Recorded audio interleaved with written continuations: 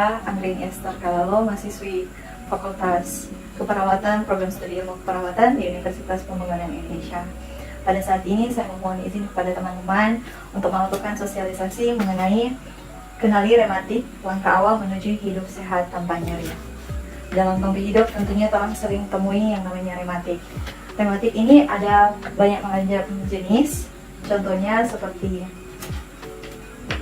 rheumatoid arthritis. Nah, rheumatoid arthritis ini adalah penyakit autoimun yang menyerang sendi dan menyebabkan peradangan kronis. Gejalanya bisa di kedua sisi tubuh dan terjadi kekakuan sendi yang berlangsung pada pagi hari.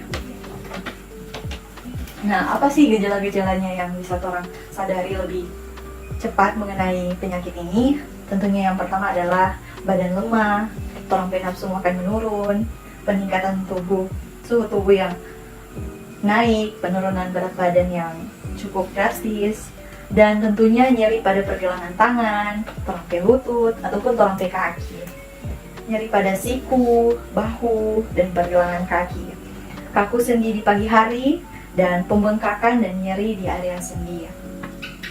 Apa sih yang menyebabkan penyakit ini? Rheumatoid arthritis ini disebabkan oleh kombinasi faktor genetik dan lingkungan.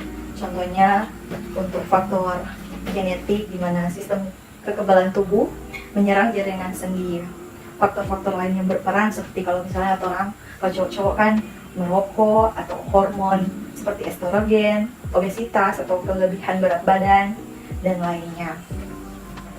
Bagaimana orang cara supaya orang yang masih muda ini bisa mencegah agar orang hidup bebas dari nyeri rematik? Yang pertama adalah pola makan sehat. Tentunya orang jaga pola makan supaya tetap sehat dan terkontrol. Berolahraga secara teratur, misalnya orang main voli, main basket, menjaga berat badan ideal, dan menghindari rokok, serta yang paling penting adalah mengelola stres kita. Dan yang terakhir, tentunya karena orang masih muda, jangan lupa orang melakukan pemeriksaan rutin ke fasilitas kesehatan terdekat. Dan untuk penyakit ini biasanya diagnosa dilakukan oleh dokter. Jadi orang mesti pergi ke fasilitas kesehatan dan mungkin akan dilakukan pemeriksaan laboratorium seperti pemeriksaan darah.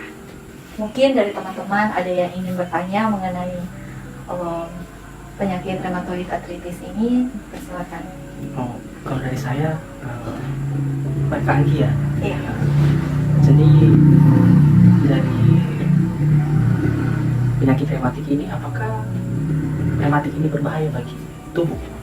Ya, tentunya penyakit ini bisa saja berbahaya, bisa saja tidak. Di mana dapat menyebabkan kerusakan sendi permanen. Rematik juga mempengaruhi kualitas hidup, misalnya orang mau bergerak, orang mau beraktivitas, sangat terganggu akan hal ini. Dan beberapa jenis juga dari rematik dapat mengganggu sistem organ tubuh lain seperti jantung dan paru-paru. Begitu. Apakah sudah jelas? Ya. Satu pertanyaan lagi boleh? Oh, boleh sekali. Kalau misalnya sudah mengalami rematik, apa yang harus dilakukan untuk mengurangi gejala rematik yang dialami? Oh, tentunya orang harus diperiksakan ke fasilitas kesehatan terdekat agar orang dapat penanganan lebih cepat ya. Dan juga orang harus rajin untuk kontrol. Selain itu, ada beberapa hal lainnya yang bisa kita lakukan sehari-hari, misalnya orang olahraga teratur, orang biasa gerakan orang ke sendi-sendi agar tidak terlalu terasa nyeri, dan mengonsumsi makanan yang sehat, mengurangi yang namanya makanan yang tinggi akan purin seperti sayuran yang tinggi akan purin atau daging tertentu, menggunakan atau mengonsumsi obat reda nyeri yang diberikan oleh dokter, misalnya paracetamol, dan mengompresi sendi yang sakit menggunakan air yang hangat atau dingin. Dan tentunya orang boleh lupakan yang namanya istirahat yang cukup. Apakah sudah jelas? Ya, saya rasa ini sangat membantu sekali ya buat para muda seperti kami. Soalnya baru kali ini tahu tentang rematik ini. Ya, terima kasih.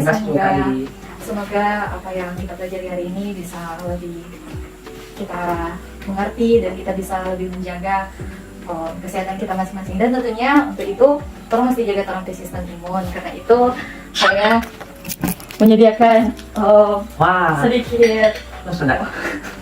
sedikit contoh misalnya orang mau jaga tonsil sistem imun dengan minum susu. Demikianlah penyuluhan saya pada sore hari ini.